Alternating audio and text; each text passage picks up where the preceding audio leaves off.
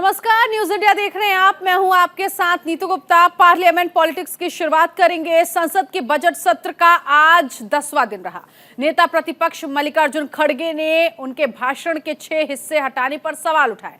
उन्होंने उपराष्ट्रपति जगदीप धनखड़ से कहा, हम आपका आदर करते हैं, हमारी नाराजगी आपसे नहीं सरकार से है, लेकिन आपने मेरे भाषण के 6 पॉइंट्स को हटा दिया जो असंसदीय नहीं थे। इसके बाद सदन में जबरदस्त हंगामा हुआ। नारेबाजी करते हुए विपक्ष के सांसद वेल में आ गए। उपराष्ट्रपति जगदीप धनखड़ ने सभी से अपनी सीट पर वापस जाने की अपील भी की।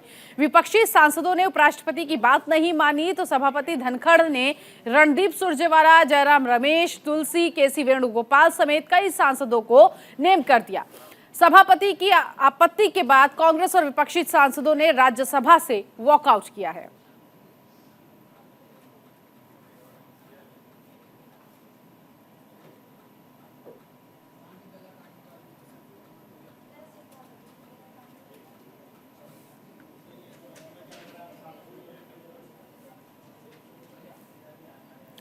उधर हिंडनबर्ग रिपोर्ट के बाद सबसे बड़ी विपक्षी पार्टी कांग्रेस की इकलौती मांग है कि सरकार इस मसले की जेपीसी से जांच करवाए। हालांकि सरकार की तरफ से यह साफ कर दिया गया है कि सरकार का इससे कोई लेना देना नहीं है और इस मामले में सरकार जेपीसी नहीं बनवाएगी। बहुत से मुद्दे पार्लियामेंट में उठाने की कोशिश किए, लेकिन हमको जिन मुद्दों पे हम उत्तर चाहते थे और उससे जनता भी संतुष्ट होती थी, लेकिन प्रधानमंत्री जी ने उन सभी प्रश्नों का उत्तर न देते हुए सिर्फ अपना चुनावी भाषण के जैसा छाती ठोक ठोक कर उन्होंने अपना भाषण दिया। ठीक है, हर एक को फ्रीडम ऑफ स्पीच है और अपने तहत बात करते हैं, लेकिन वैसी आज़ादी हमको पार्लियामेंट में कानून के तहत, संविधान के तहत और रूल्स ऑफ प्रोसीजर्स के तहत मिलना चाहिए। तो इसीलिए हम छोटे उद्योगपति की बात की और राजधर्म का बात किया। हम सिर्फ यही पूछना चाहते थे कि जो अडानी इतने बड़े घोटाले कर रहे हैं, उसकी कंपनी, उनके शेयर्स इतने गिर रहे हैं, सारी सिर्फ भारत ही नहीं परेशान, दुनिया के लोग भी परेशान है, खासकर भारत के गरीब लोग परेशान हैं। उसके लिए हम जॉइंट पार्लियामेंट्री कमेटी चाहते थे और जॉइंट पार्लियामेंट्री कमेटी पूछना ये कोई गुनाह है? ऐसे शब्द भी उसमें से निकाले गए। और मेरे को और एक बड़ा क्या कहूँ, हंसना भी आता है। उन्होंने मेरे ऐसे ऐसे लफ्ज निकाल दिए, क्या अडानी घोटाले की जांच नहीं होनी चाहिए? मैं ये पूछना चाहता हूँ, क्या जॉइंट पार्लियामेंट्री कमेटी नहीं बिठाना चाहिए? और ये नई प्रथा नहीं है, 3, 4, 5 दफा पार्लियामेंट में ऐसी घटनाएं घटी है। फिर क्या LIC का पैसा जो अडानी की कंपनियों में लगा है, उसकी गिरती कीमतों पर सवाल उठाना नहीं चाहिए? क्या SBI और दूसरे बैंकों द्वारा अडानी को दिए गए 82,000 करोड़ लोन के बारे में सवाल नहीं पूछना चाहिए? क्या ये नहीं पूछना चाहिए कि अडानी के शेयरों में 32% से ज्यादा गिरावट के बावजूद LIC और SBI का 524 करोड़ अडानी या PO क्यों लगाया गया? ये तो पूछना चाहिए। जनता का पैसा इसमें लगा हुआ है, हर एक की जिंदगी उसमें है।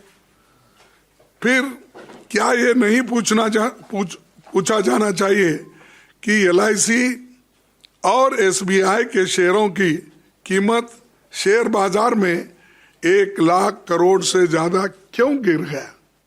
क्या कारण है कि मोदी जी और पूरी सरकार संसद में अडानी शब्द भी नहीं बोलने देती? और ये अडानी फर्म्स के नाम है ना, सिर्फ एंटरप्रेनर्स बोले तो मालूम नहीं होता किसका कोई एंटरप्रेनर्स है, सिर्फ कंपनी बोले तो भी मालूम नहीं होता। हमको ये बोलना ही पड़ेगा कि Adani company, Adani enterprise, Adani infrastructure. तो आप नाम ही वैसा रख लिए हैं और काम भी वैसा आपका है, तो मैं क्या बोलूं? तो इसलिए बोलना ही पड़ता। क्या कारण है कि RBI, SEBI, ED, SPIO, corporate affairs ministry, income tax, CBI सबको क्या लकवा मार दिया? क्या दिख रहा नहीं उनको? क्या सिर्फ दूसरे लोग? आगे बढ़ेंगे। लोकसभा में तमिलनाडु के मेडिकल कॉलेज और एम्स मदुरई के मुद्दे पर जोरदार हंगामा देखने को मिला। केंद्रीय स्वास्थ्य मंत्री मनसुख मांडविया ने कहा कि विपक्ष एम्स मदुरई के बारे में गलत जानकारी दे रहा है, क्योंकि उन्होंने उन मेडिकल कॉलेजों के खिलाफ कड़ी कार्रवाई की जिनके पास फैकल्टी, बुनियादी ढांचा नहीं है। केंद्रीय स्वास्थ्य मंत्री के इस बयान के बाद DMK और कांग्रेस के सदन से वॉकआउट करने की खबर भी सामने आई। अध्यक्ष महोदय, पॉलिटिक्स तो हर मुद्दे पे हो सकता है। मैं मानता हूं कि यहाँ जिस तरह का पॉलिटिक्स हो रहा है, सवाल मदुराई एम्स का है और ये स्टेट को ऐसे गुमराह कर रहे हैं कि मदुराई में एम्स नहीं हो रही है। माननीय अध्यक्ष महोदय, मदुराई में ऑलरेडी एम्स हो गई है, वहाँ एम्स का एजुकेशन चालू हो गया है, केवल इंफ्रास्ट्रक्चर बाकी है। एजुकेशन चालू हो गया है, वहाँ बच्चे पढ़ने लगे हैं। सवाल इतना है, पहले लैंड नहीं मिली थी। अध्यक्ष महोदय, समझने जैसा है। मैं ये सदन के द्वारा तमिलनाडु की जनता को आश्वस्त करना चाहता हूँ कि बिना कारण से पॉलिटिकल मुद्दा बना के वो वहाँ राजनीति कर रहे हैं। Now and today medical MBBS course is ongoing in AIIMS Madurai. Why are you giving to your state, giving to wrong information? Madurai education चालू है, मदुराई में डायरेक्टर है, मदुराई में एम्स में स्टडी की जाती है। केवल इंफ्रास्ट्रक्चर उन्होंने पहले टाइम पे लैंड अलॉट नहीं किया था। दूसरा, जायका फंडेड प्रोजेक्ट होने से 2 साल तक वहां से जापान से लोग, जायका के लोग यहाँ विजिट नहीं कर पाए और उसका एस्टिमेट डबल हो गया। जो पहले एम्स होनी थी उससे बेस्ट इंफ्रास्ट्रक्चर बने, उसके लिए 1900 करोड़ रुपया एलोकेट किया गया है। उसके लिए एजेंसी फिक्स की गई है, टेंडर होने की दिशा में आगे काम बढ़ रहा है।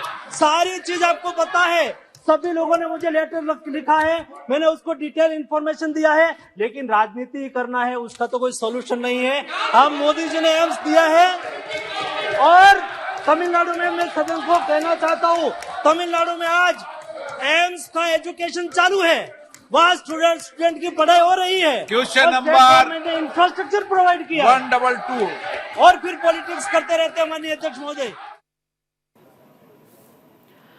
उधर अडानी ग्रुप पर हिंडनबर्ग की रिपोर्ट के बाद विपक्ष सदन के अंदर और बाहर जोरदार हंगामा काट रहा है और ये कह रहा है कि इस पूरे मामले में JPC की जांच होनी चाहिए, यानी कि ये कमेटी बननी चाहिए और ये पूरा मामला जो है उसकी देखरेख में होना चाहिए। विपक्ष का सवाल ये है कि अगर सब कुछ सही है तो फिर सरकार क्यों डर रही है और आखिर JPC क्यों नहीं बनाती। अब ऐसे में सवाल उठ रहा है आपके जहन में कि JPC क्या है, ये क्यों बनाई जाती है। तो चलिए बता देते हैं आपको कि आखिर विपक्ष क्यों कह रहा है कि JPC से ये पूरे मामले की जांच होनी चाहिए। एक नजर में इस पूरे मामले पर आपको बता दें क्या है JPC में सदस्यों की संख्या 30 से 31 तक हो सकती है, जिसकी मांग की जा रही है कि ये कमेटी बननी चाहिए। समिति का अध्यक्ष सत्ता दल के सदस्य को बनाया जाता है। इसके अलावा बता दें आपको कि इसकी खासियत और क्या कुछ है। ज्वाइंट पार्लियामेंट कमेटी इसको कहते हैं। 20 लोकसभा सदस्य, 10 राज्यसभा सदस्य समिति इसमें शामिल होते हैं। साथ ही साथ जेपीसी के अंदर जिस कार्रवाई की बात की जा रही है उसमें यह कहा गया है कि जांच के लिए समिति के पास 3 महीने तक का वक्त होता है। इन 3 महीनों में ये कमेटी रिपोर्ट तैयार करती है। जेपीसी अपनी रिपोर्ट संसद के सामने पेश करती है। जिस रिपोर्ट का हम जिक्र कर रहे हैं उसमें यही है कि वो संसद के सामने अपनी रिपोर्ट को पेश करती है। रिपोर्ट के आधार पर आगे का काम होता है। अब तक 8 बार जेपीसी का गठन किया जा चुका है। अलग अलग मामलों पे ये गठन हो चुका है। जहां लगा है कि ज्वाइंट पार्लियामेंट कमेटी होनी चाहिए वहां ये हुई है कमेटी। जेपीसी में सभी पार्टियों की बराबर भागीदारी होती है। दोनों पक्ष जो है उसमें बराबर हिस्सेदारी होती है। जेपीसी व्यक्ति, संस्था और पक्ष को पूछताछ के लिए बुला सकती है। जो भी मसला होता है उस मसले से जितने भी सदस्य जुड़े होते हैं, जितनी भी संस्था जुड़ी होती है, उसके आधार पर ये रिपोर्ट तैयार की जाती है। जेपीसी के सामने पेश नहीं होने पर कार्रवाई होती है। जेपीसी संबंधित व्यक्ति, संस्था से लिखित, मौखिक जवाब दोनों मांग सकती है। तो ये इस कमेटी का हक होता है। उस अधिकार के तहत ये कमेटी काम करती है। तो कुल मिलाकर आपने ये समझा कि ज्वाइंट पार्लियामेंट कमेटी आखिर क्या है। ऐसे में ज्वाइंट पार्लियामेंट कमेटी के पास कितनी ताकत होती है और इसका इतिहास क्या है, अब एक नजर में ये भी समझ लेते हैं। चलिए, क्या ताकत है और किस तरह से जांच होगी, पहले शक्तियों को समझ लेते हैं। संसदीय समितियों की कार्रवाई गोपनीय होती है, बिल्कुल सीक्रेट रखा जाता है जो कार्रवाई की जाती है। इसके अलावा जेपीसी के तहत सिक्योरिटी, बैंकिंग लेन देन में गड़बड़ी पर फैसला जेपीसी लेती है। ये फैसला इसके अधिकार में आता है। मंत्रियों को सबूत देने के लिए जेपीसी बाध्य नहीं कर सकती। ये खबर बहुत ज्यादा महत्वपूर्ण है। अध्यक्ष की अनुमति पर मंत्रियों से कुछ बिंदुओं पर जानकारी ले सकती है। ये जेपीसी के अंदर आता है, ये इसकी शक्तियां हैं। सबूत मांगने को लेकर विवाद पर आखिरी फैसला अध्यक्ष का होता है। अध्यक्ष आखिरी मुहर लगाता है उस फैसले पर। और ऐसे में ज्वाइंट पार्लियामेंट कमेटी जिसकी मांग की जा रही है, इसका इतिहास भी हम आपको बता दें कि इससे पहले भी कई बार इसका गठन हुआ है और इसके साथ ही साथ कई ऐसे मामले जिसको लेकर जेपीसी के तहत कार्रवाई की गई है। तो कुल मिलाकर ये शक्तियां आपने समझी कि आखिर किस तरह से जेपीसी का गठन करने का विपक्ष जो है वो मांग कर रहा है। चलिए आगे बढ़ेंगे। मुंबई से खबर मिल रही है, जहां मुंबई में पीएम मोदी ने बोहरा समाज को संबोधित किया। इस दौरान पीएम मोदी ने कहा, कोई समुदाय, समाज, संगठन उसकी पहचान इससे है कि वो समय के अनुसार अपनी प्रासंगिकता को कितना समय देता है और कितना कायम रखता है। समय के साथ परिवर्तन और विकास की इस कसौटी पर दाऊदी बोहरा समुदाय ने हमेशा खुद को खरा साबित किया। अल जामिया तुस सैफियाह शिक्षा के महत्वपूर्ण संस्थान इसका जीता जागता उदाहरण है। साथ ही साथ पीएम नरेंद्र मोदी ने यह भी कहा कि बोहरा समाज से मेरा पुराना रिश्ता है। मैं 4 पीढ़ी से बोहरा समाज को जानता हूं। सुनिए। कोई समुदाय, कोई समाज या संगठन, उसकी पहचान इस बात से होती है कि वो समय के अनुसार अपनी प्रासंगिकता को कितना कायम रखता है। समय के साथ परिवर्तन और विकास की इस कसौटी पर दाऊदी बोहरा समुदाय ने हमेशा खुद को खरा साबित किया है। आज अल जमाया तुस सैफिया जैसे शिक्षा के महत्वपूर्ण केंद्र का विस्तार इसका एक जीता जागता उदाहरण है। मैं संस्था से जुड़े हर व्यक्ति को मुंबई शाखा शुरू होने की और 150 साल पुराना सपना पूरा हुआ है, आपने पूरा किया। मैं आपको बहुत बहुत बधाई देता हूं, बहुत दिल से बधाई देता हूं।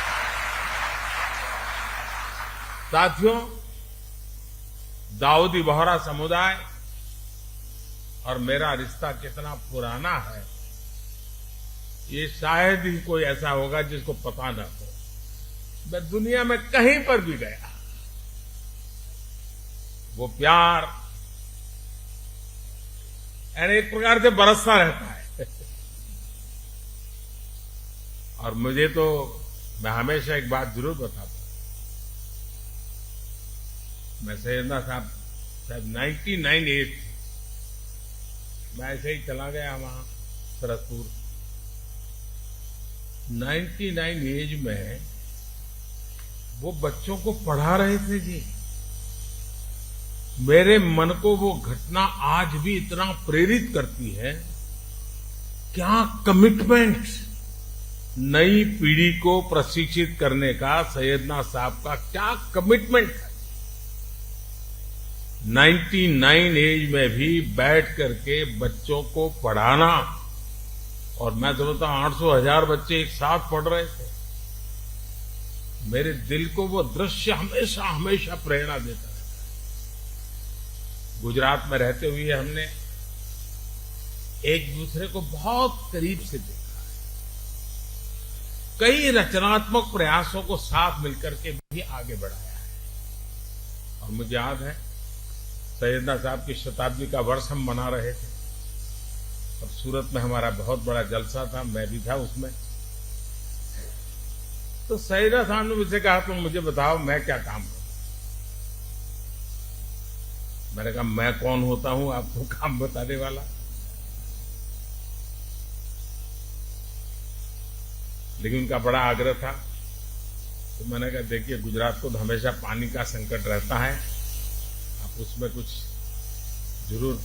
और मैं आज भी कहता हूं उस एक बात को, आज इतने साल हो गए, पानी के रक्षा के काम में आज भी बोहरा समाज के लोग जी जान से लगे हुए, जी जान से लगे। ये मेरा सौभाग्य है।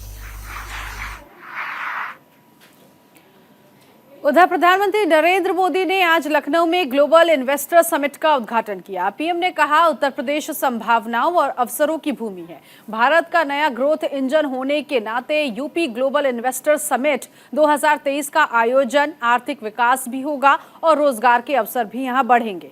पीएम नरेंद्र मोदी ने उद्घाटन सत्र में यूपी की उपलब्धियां भी गिनाई हैं। देवी और सज्जनों,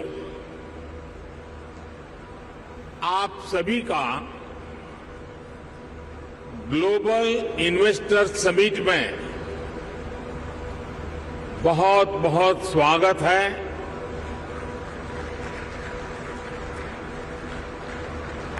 आप सोच रहे होंगे कि मैं मुख्य अतिथि होने पर भी ये स्वागत की जिम्मेदारी क्यों उठा रहा हूं। ये इसलिए क्योंकि मेरी एक और भूमिका भी है। आप सबने मुझे भारत के प्रधानमंत्री के साथ साथ उत्तर प्रदेश का सांसद भी बनाया है।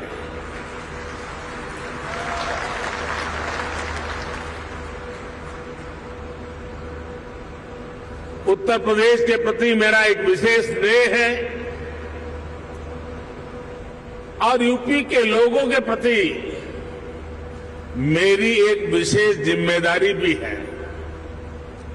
मैं आज उस दायित्व को भी निभाने के लिए आज इस समिट का हिस्सा बना हूं और इसलिए मैं देश विदेश से यूपी आने वाले आप सभी इन्वेस्टर्स का अभिनंदन करता हूं, स्वागत करता हूं। साथियों, उत्तर प्रदेश की धरती अपने सांस्कृतिक वैभव, गौरवशाली इतिहास और समृद्ध विरासत के लिए जानी जाती है। इतना सामर्थ्य होने के बावजूद यूपी के साथ कुछ बातें जुड़ गई थी। लोग कहते थे यूपी का विकास होना मुश्किल है। लोग कहते थे यहां कानून व्यवस्था सुधरना नामुमकिन है। यूपी बीमारू राज कहलाता था। यहां आए दिन हजारों करोड़ के घोटाले होते थे। हर कोई यूपी से अपनी उम्मीदें छोड़ चुका था, लेकिन सिर्फ 5-6 साल के भीतर यूपी ने अपनी एक नई पहचान स्थापित कर ली है और डंके की चोट पर कर दी है।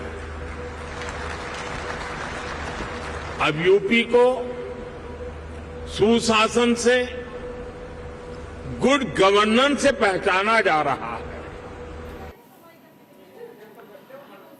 और इसी के साथ इस बुलेटिन में अभी के लिए बस इतना ही। नमस्कार।